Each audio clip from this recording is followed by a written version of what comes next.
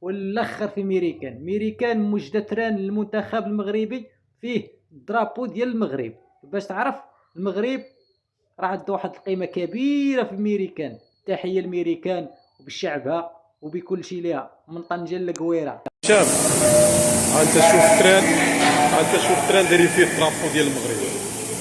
ها هي.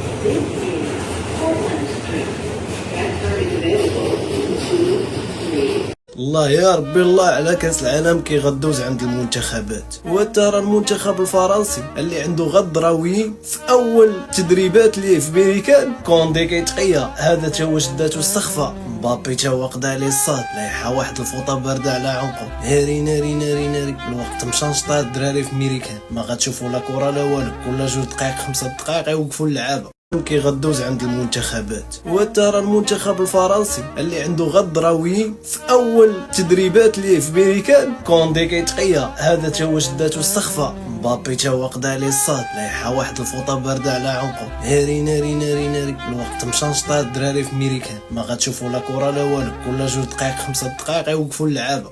واش عارفين الجو اللي في ميريكان كيفاش داير؟ راه كاينه واحد السخونيه يا سلام. واش اللعابه غاديين يتحملوا هاد الحراره؟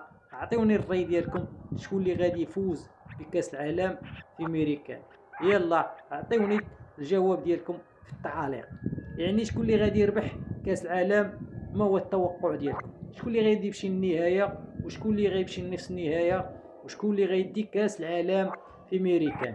واش المغرب، واش الارجنتين، واش السبليون، ولا فرنسا، ولا ميريكان؟ عطيونا الراي ديالكم، راه كاين بزاف تاع الدول. شكون اللي غادي يدوز للربع، وشكون اللي غادي يدوز لنصف النهايه، وشكون اللي غادي يدوز الثمن، وشكون اللي غادي يدوز. يلا الاخوان عطيونا الراي ديالكم، عطيونا الاختيار ديالكم، شكون اللي غادي يفوز بكاس العالم؟ واش المغرب؟ دابا بغينا غير نعرفوا شكون اللي غادي يفوز في كاس العالم في ميريكان.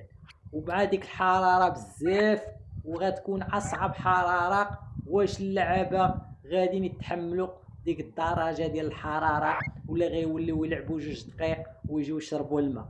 اللي ما غاديش يتحملها يعني راه غادي يسخف، ما يقدرش يكمل المباراه.